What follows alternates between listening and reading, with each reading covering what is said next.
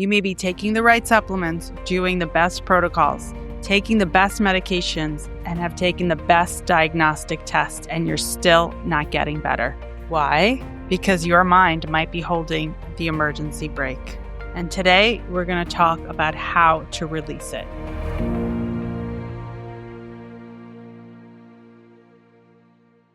Hello and welcome to the Good Gut Feeling podcast, where we digest modern medicine with old world wisdom.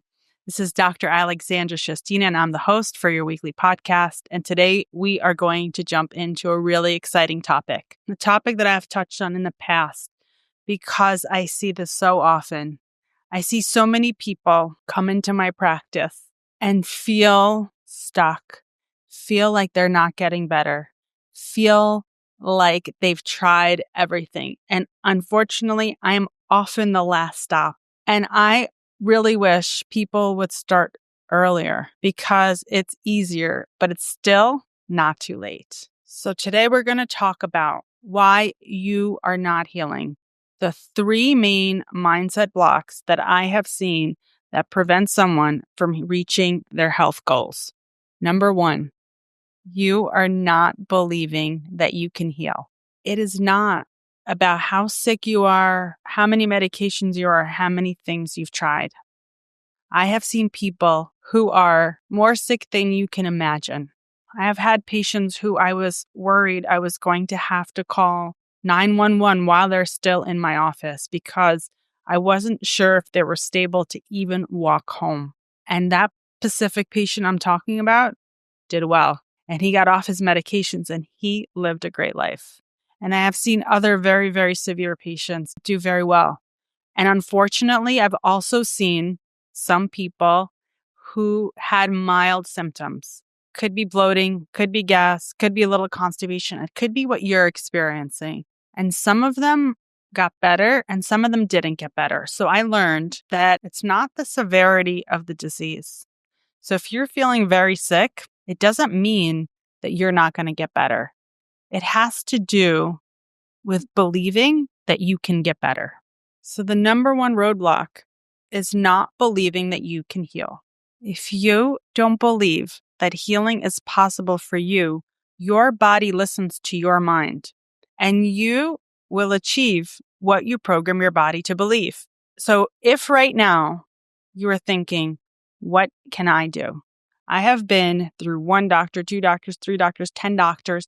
I've tried everything. I've tried conventional therapies. I've tried natural therapies. I was hopeful in the beginning and it didn't work.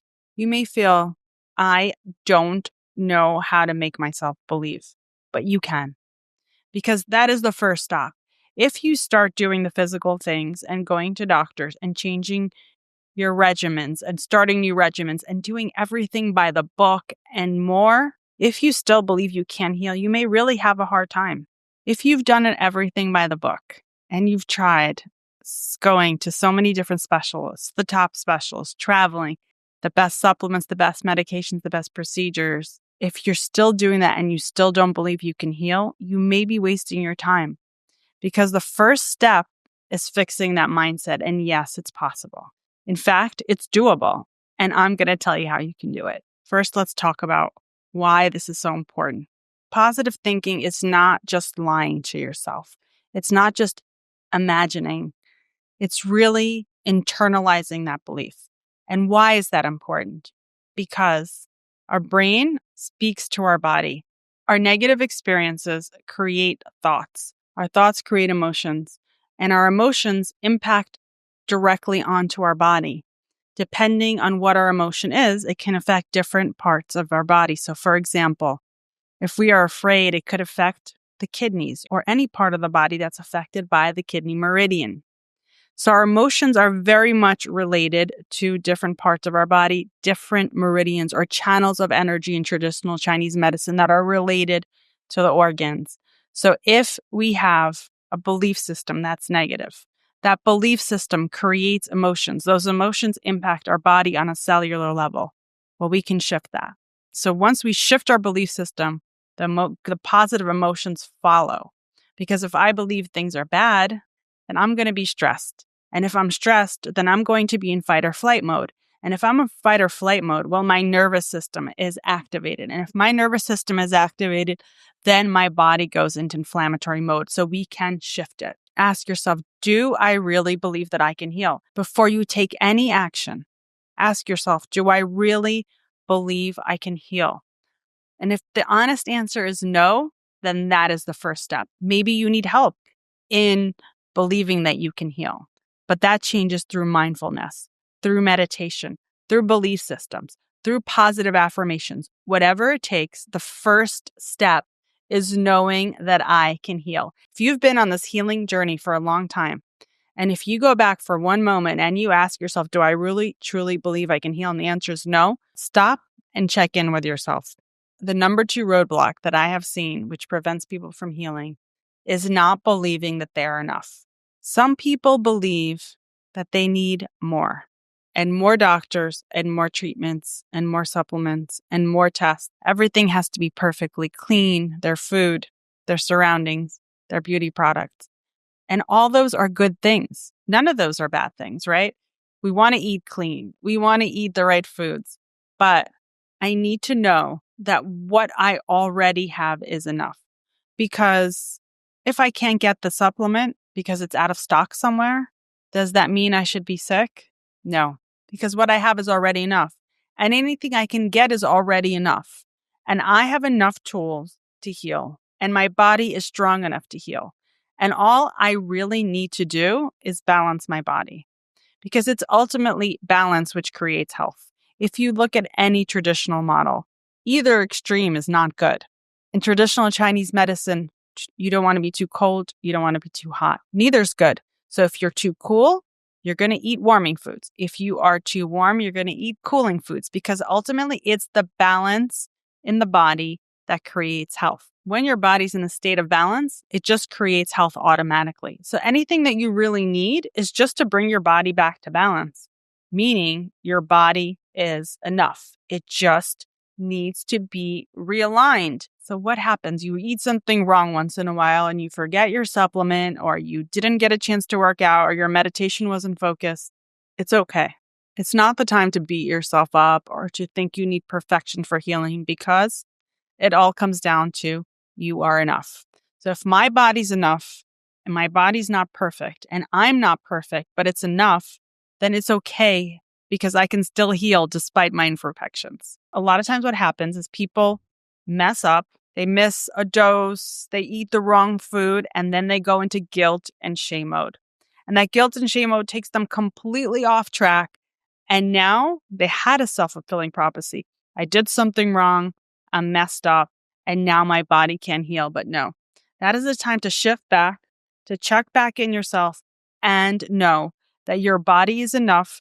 There's no technology, there's no man-made technology out there that is as resilient and strong as the human body. So if we can repair cars and buildings, and if we have amazing technology that does so much these days, none of it can compare to the resilience of the human body. So your body is stronger and more resilient and more capable than any technology out there. And yes, it is enough. So what is the gut truth?